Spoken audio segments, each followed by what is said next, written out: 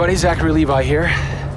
Over the last few months, we've brought you exclusive behind-the-scenes looks at the final hours of development of Tomb Raider. You've seen Camilla recording her last few lines, Rihanna musing her last few words, and Jason completing the last few notes of the score.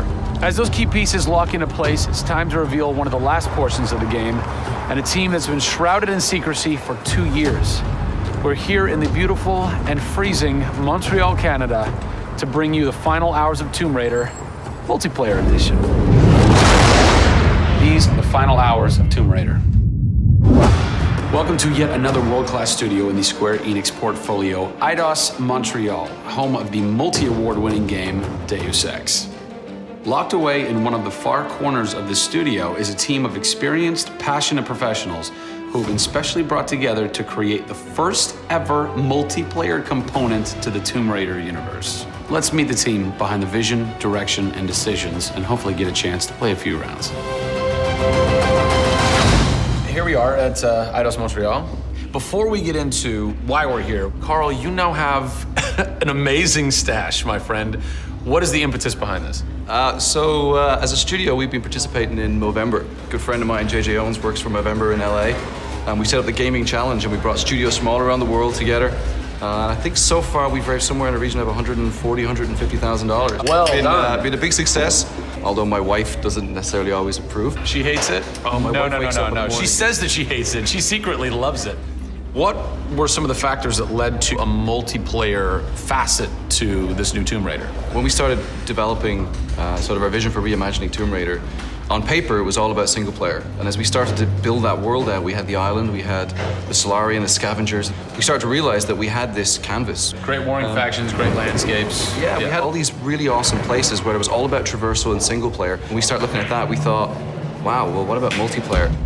Part of the genesis of that was Lara Croft and the Guardian of Light that kind of cracked open a door to lead you guys into the multiplayer into here at Eidos Montreal.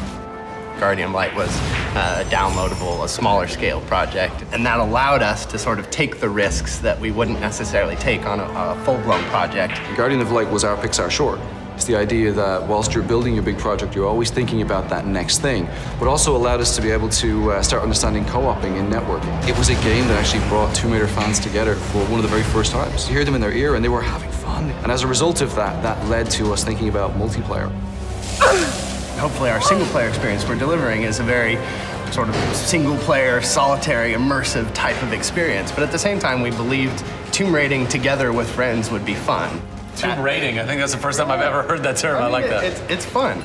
You know, axe climbing and zip lining and the traversal that we get in there and the traps. For me, it was very sad to have that catch-22 of, it would be great to do this in multiplayer, but we just can't split our resources like that. And that's how Eidos Montreal came about. We had staffed up our team to develop a single player. Everybody was gelling together really well, and it wasn't something that we wanted to just bolt on. We always said if we were going to do it, we're going to do it right.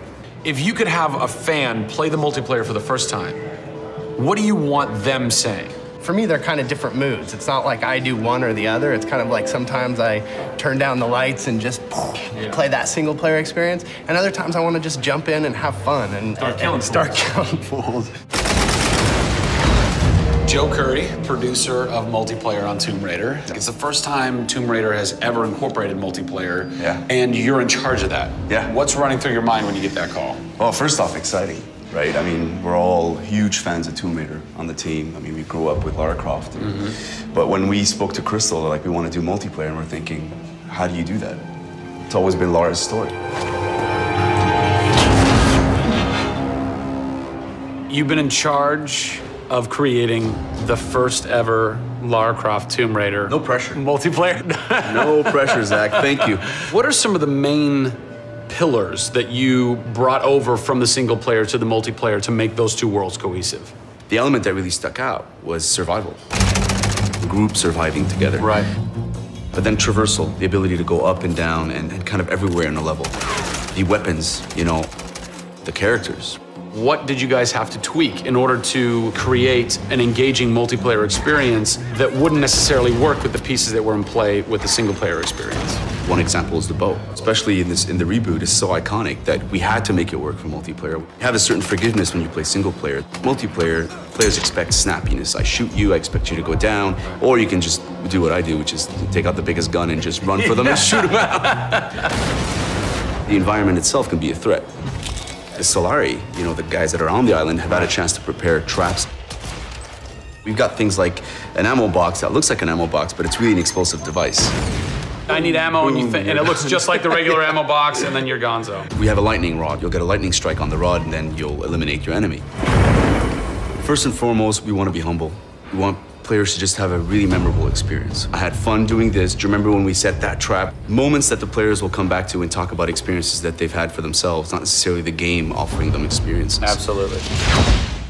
So, Joe, behind us we have the QA team, or the quality assurance team. They're a part of the development team. They can tell us what we need to fix and what's working and what's not. When do I get to game test? When do I get to get my hands on the game? Soon. We got a surprise for you first, Zach.